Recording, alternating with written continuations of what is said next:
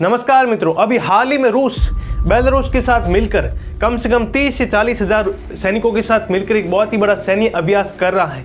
और इस स्थिति को देखकर यह लगता है कि रूस कभी भी यूक्रेन पर कब्जा कर सकता है। लेकिन आपके मन में सवाल आ रहा होगा कि रूस यूक्रेन पर कब्जा क्यों करना चाहता है।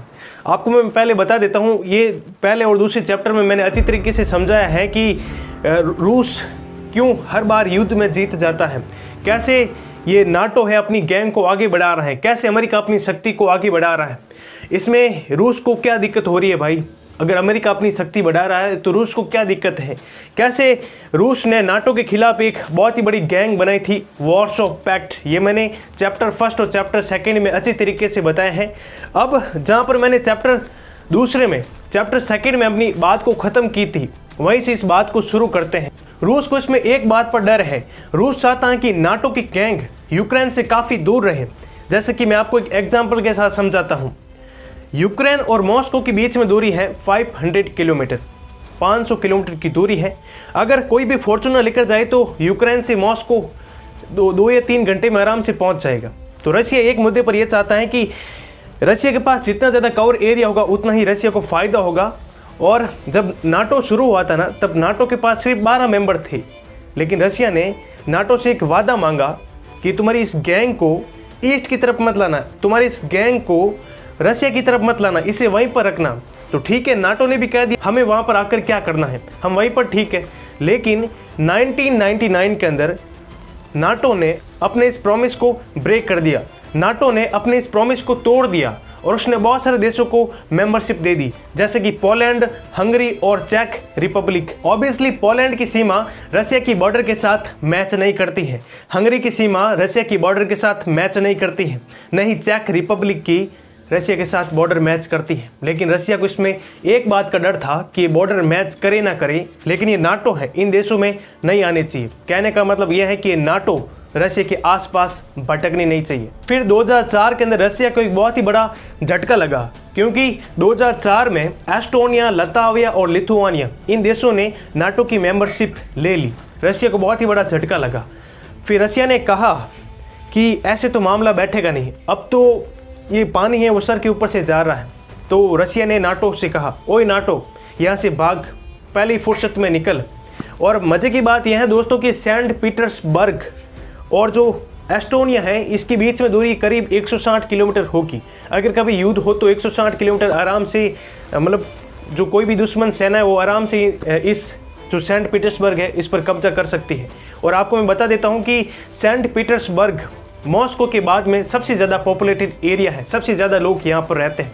अब आपके मन में सवाल उठ रहा होगा कि रशिया इतना बड़ा देश है, ये कहीं पर भी रह सकते हैं, ऊपर की तरफ रह सकते हैं, अपने नॉर्थ की तरफ रह सकते हैं, ईस्ट की तरफ रह सकते हैं, क्योंकि वहाँ पर सबसे ज़्यादा बर्फ़ रहती है तो वहाँ पर लोग ज़्यादा रहते नहीं हैं। इसलिए सबसे ज़्यादा पॉपुलेशन है वो रशिया की वेस्ट की तरफ रहती है। इसलिए रशिया अपनी वेस्ट साइड को बढ़ाना चाहता है ताकि कभी भी युद्ध होना तो रशिया के पास में एक कवर एरिया रह सके डिफेंस के लिए। और जितनी ज़्यादा इन पॉपुलेटेड एरिया से दूरी होगी उतना ही फ़ायदा रशिया को होगा। लेकिन अब रशिया के मन में एक बात आ गई थी कि अगर एस्टोनिया ने नाटो की मेंबरशिप ले ली और जब भी कभी रशिया का मन हुआ कि एस्टोनिया पर कब्जा करें तो नाटो अपनी आर्मी भेज देगा और सेंट पीटर्सबर्ग पर कब्जा कर लेगा, जो रशिया कभी नहीं चाहता। अब रशिया को एक और झटका लगा जब 2008 में अमेरिका ने जॉर्जिया और यूक्रेन को ये कह दिया कि हम आपको नाटो की मेंबरशिप दे देंगे। नाटो की मेंबरशिप बोले तो रशिया से दुश्मनी, तो रशिया का दिमाग हिल गया। रशिया ने कह दिया कि अब तो पानी और सर के ऊपर से जा रहा है, अब तो नाटो ने हद ही पार कर दी। अब यूक्रेन रशिया के लिए क्यों ज़रूरी है, इसका मैंने आपको एक कारण भी बताया था फर्स्ट और सेकंड चैप्टर के अंदर।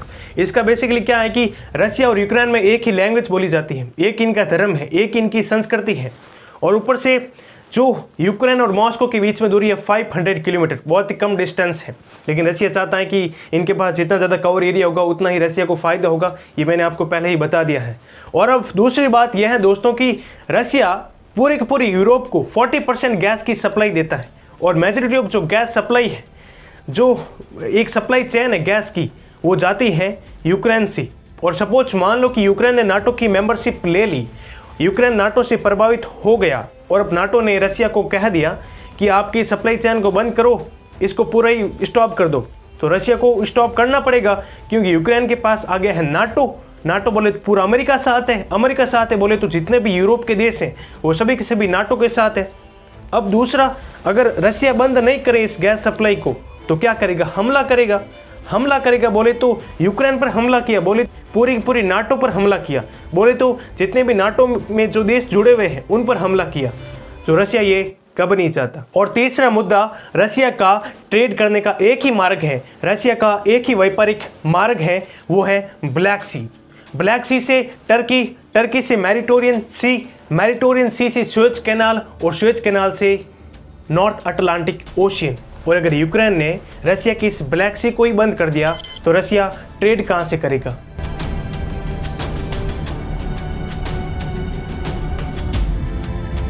और अभी यूक्रेन रशिया से पंगा लेता है कि मैं तुझे इस ब्लैक सी से ट्रेड करने नहीं दूंगा, लेकिन जब नाटो यूक्रेन के पास आ गया तो यूक्रेन बहुत ही ज़्यादा शक्तिशाली बन जाएगा और अब यूक्रेन कहेगा रशिया को कि अब हमला करके दिखाओ, अब मेरे पास पूरी गैंग है। आप इतना समझ लो कि यूक्रेन नाटो का मेंबर नहीं है, लेकिन जब मेंबर बन गया तो रशिया को ब्लैक सी से ट्रेड करने नहीं देगा और ब्लैक सी से रशिया का काफ़ी ट्रेड जाता है। तो ये मुद्दा रशिया को काफ़ी परेशान कर रहा है। और चौथा मुद्दा कि नाटो ने अपनी औकात दिखाना शुरू कर दी है, जैसे कि अभी ये पोलैंड, हंगरी, चेक रिपब्लिक, एस्टोनिया, लताविया, लिथुआनिया, ये पूरी की पूरी नाटो गैंग अब ताकत बढ़ाने लगी है, बोले तो हाउ इज़ द जोश करने लगी है। यहाँ पर मिलिट्री ट्रेनिंग स्टार्ट कर दी है, यहाँ पर सैन्य अभ्यास करना शुरू कर दिया है और ये बता रहे हैं रशिया को कि रशिया देख मेरी गैंग कितनी पावरफुल है।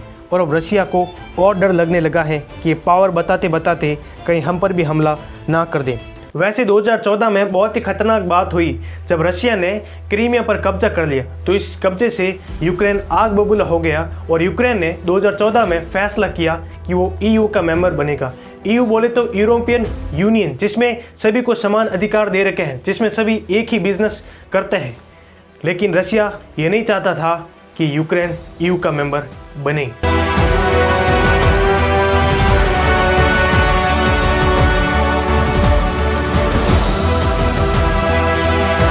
ऑब्वियसली ऐसा होगा नहीं दोस्तों, क्योंकि रशिया एक न्यूक्लियर देश है, लेकिन वो एक खतरा रहता है ना कि न जाने कब क्या हो जाए। तो ये मेन 3 ही कारण है कि रशिया यूक्रेन पर कब्जा क्यों करना चाहता है।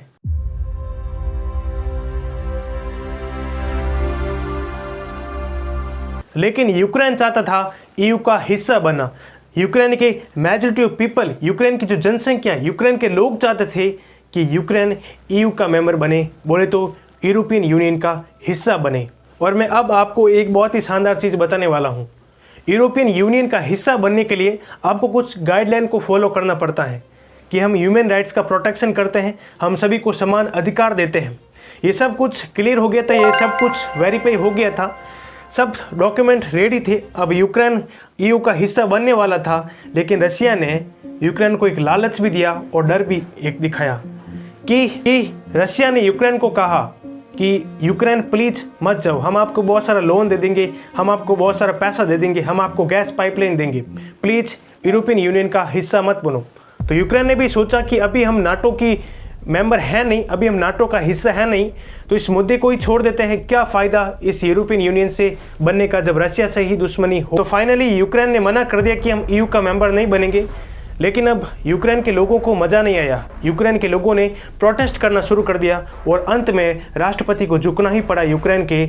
और यूक्रेन के राष्ट्रपति ने रिजाइन कर दिया कि इस मुद्दे में फंसने से अच्छा है कि मैं रिजाइन ही कर देता हूँ, जो अगला राष्ट्रपति आएगा वो देख लेगा।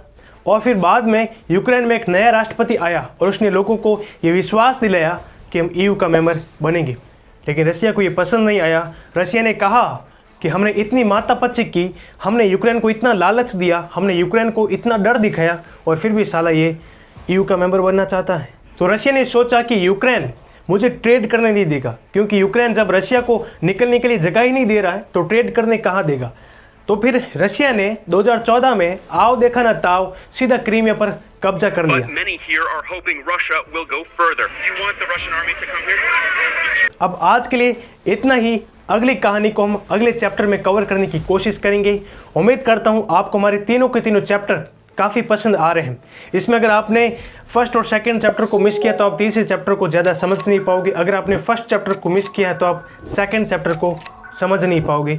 इसलिए अगर आप चैप्टर को देख रहे हैं तो इसी सीक्वेंस में देखने का प्रयास करें ताकि आप इस मुद्दे को और आसानी से समझ सकें।